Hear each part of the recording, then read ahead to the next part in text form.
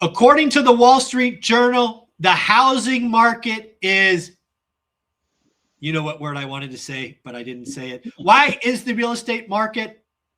Well, folks, according to the Wall Street Journal, one of three things must happen. One, wages could increase 19%. Two, mortgage rates could collapse to 5%, or prices could fall 16%. What is the Wall Street Journal really talking about? Well, folks, it's affordability. Affordability is strained. Frankly, it's been strained for the last several years. And with mortgage rates ticking ever so higher and prices not collapsing, what is to be? Mike, I know you'd read a lot of real estate articles, as I do. What say you? What's going on? Yeah, so I've been reading the recent press. There seems to be a lot of press that is focusing on the state of the market. And you got some conflicting headlines out there, as we were talking about. The Redfin came out and said that the investor numbers are the lowest they've ever been. Investors are not buying. Yeah. Let me bring it up. You were gracious enough to share it, so we'll put it on the screen. There it is. Yeah. Home purchase is down. So that's the Redfin headline, which is kind of a negative headline, especially if you're an investor. So, that's kind of in the background. But then the Wall Street Journal comes out with a somewhat more positive headline, which let me switch to that one. Sorry.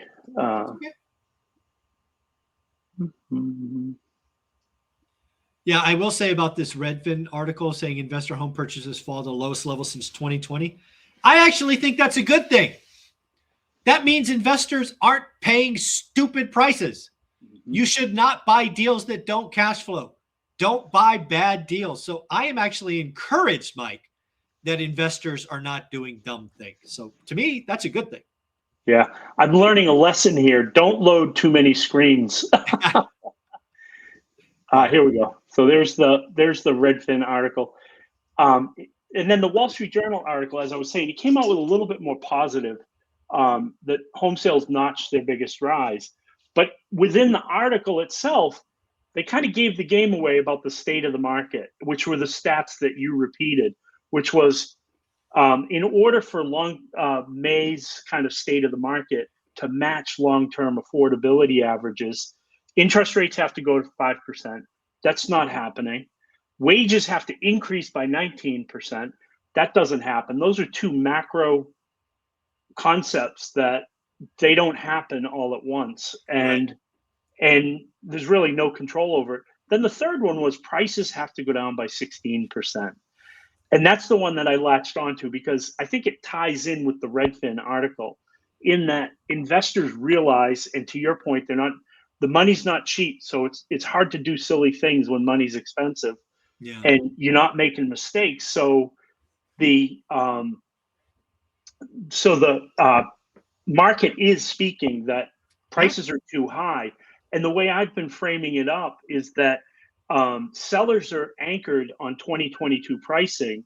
Sure. But 2026 math is very different. Interest rates are a lot higher. Not just a lot higher, they're double. Property insurance is higher, property taxes are higher.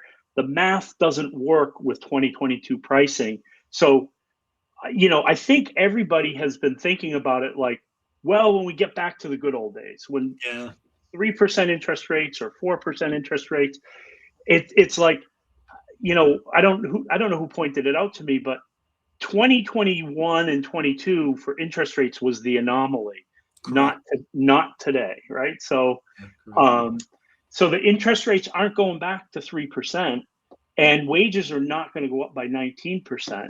So how do you? So let's talk about that because I'm going to disagree, but in a subtle way. Okay. So I've been doing real estate a long time. I have this 52-year spreadsheet that's now 54, and the housing market crashed, and most people missed it.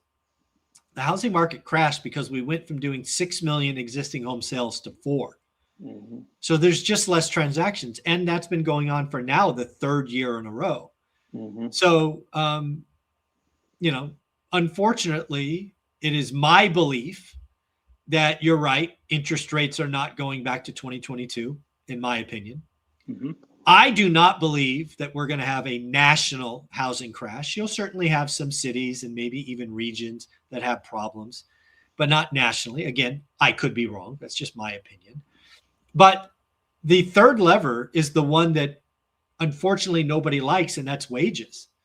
You're absolutely right. Wages are not going up 19% this year. Mm-hmm. But if you zoom out over a 5-year period, they probably will. Mm-hmm. And that's why I've told people that we are going to be in an 8-year, we're already 4 years in, we're 4 years into an 8-year flat cycle. Mm-hmm. Because the only way that affordability is coming back, in my opinion, it's a guess, I don't have any magic crystal ball, is wages got to keep up, and they don't grow very fast, 3.2, 4.1. Right. But if you compound that for 4 more years, you might get 19% wage growth. Yes. Yeah. And on the home prices, I don't think they're coming down by 16%, by the way. Yeah. But I do think in some markets, the owners and the agents that are selling them are going to have to come to the realization. I look at a lot of properties, individual properties, mm-hmm. and the days on market, you see the days on market, and it's like, yeah. And so I'll run an investment analysis on it. I say, okay, I'm going to get to the right price here because, and I did an example for you in your backyard. I did Fresno, California. I did an example where. I know this property. Do you know it? Did you own it? Have you ever owned it? No, I've looked at Garrett Street a couple of times. Yeah, I know it. Yeah. So here's the funny thing, right? So I ran this analysis both ways. I ran it. This is the current price. It has a price cut on it. Mm-hmm. So 249.9. It was 255. But yep. I said just for fun, let's use 2022 math, and we'll put 3% in there. And look at that, 10%, 10.7%. Yeah. Decent cash on cash, probably a doable deal. But then I did but I did today's math, and I said, okay, the only way you can get to 10% if you use a 26% discount. Well, this is what I want people. This is the magic of being an investor. Is we are only tied to the number, right? So again, what I would tell people, and you've heard me say this, but I'll say it again, is write disrespectful offers that make the deal work. Now, to be clear, most of the time, the seller is going to tell you to F off. Mm-hmm. But I guarantee you write enough of these, follow up enough times, mm-hmm. you will eventually find a motivated seller that says yes. Right. It is easy, or it's simple, but not easy. Right. And that's the way you do these deals. In order to get a deal today, you have to get the price point back to 21 or 22.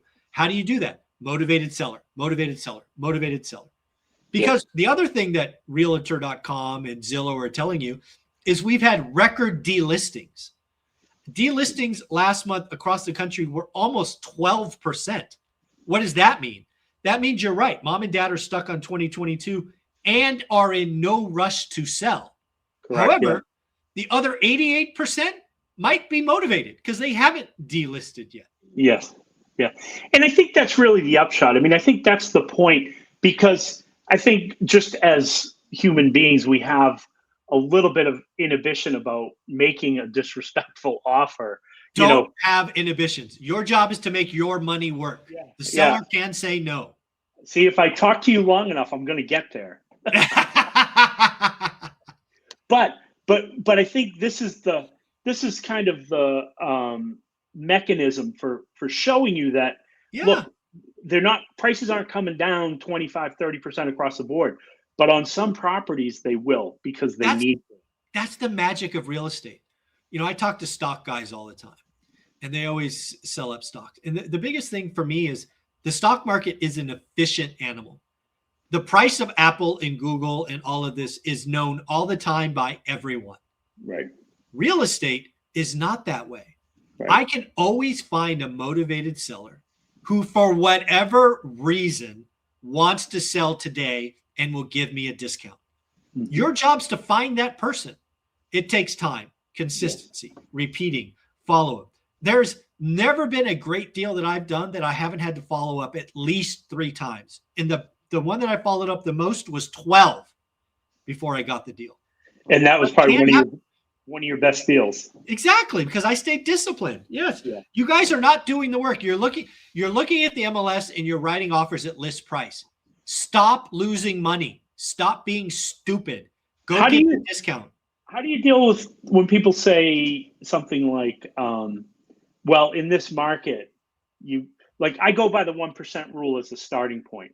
Sure. So you can rule out 95% of the MLS, right? Sure. But there is 5% there, which is, 25, 50,000 listings. So, sure. But you have, so the deals aren't working as frequently because of the math. And so you say, well, if I adjust the price here, these are, look for these days on market.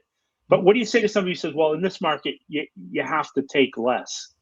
And to me, that just says you're trying to defy gravity, or you're ignoring the math. So I do think, again, it's really hard to talk nationally. I do think there are some markets that are appreciation plays, and cash flow is just not an option. Yeah. But for where most of my investors play and where I play, I don't believe in that nonsense. I am only going to write deals that produce the return that I believe is acceptable. And in today's market, that means I'm at least 15, if not 20% below. And in some cases, I'm 30 or 35% below. Yep. It just is what it is. The seller can say no. Yeah. Yeah. I think that's great. I think that's that's the message. It's free to write. Well, it's not free, but there's not a price of admission for writing an offer. And again, let me be really blunt with you. I never expected my seller to take my offer the first time. If I did, I offered too much. Right? I expect counters.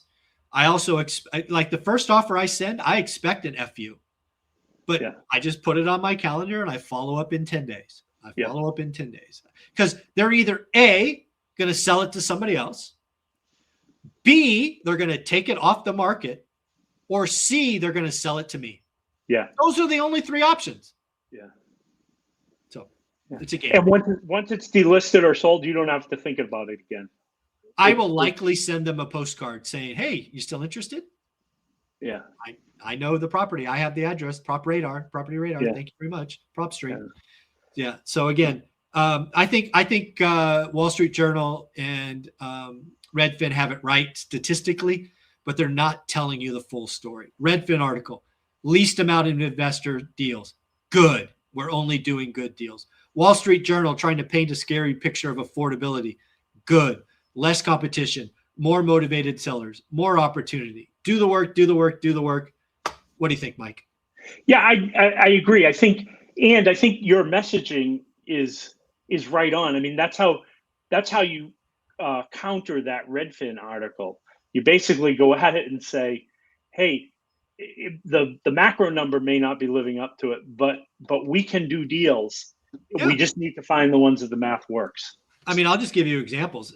My market of Fresno, California, there may be some years where the entire MSA, right, the region is up 3%. Mm-hmm. But I guarantee you, in that year, I probably bought 2 or 3 deals that are 30% or 25% below. Right, one deal is not going to change the MSA, right? And that happens all the time. Deals are out there. You just got to do the work. Yep. Great. Mike, if somebody wanted to reach out to you and get all the deal analyzer and all the sexy stuff you guys are building, where do we send them?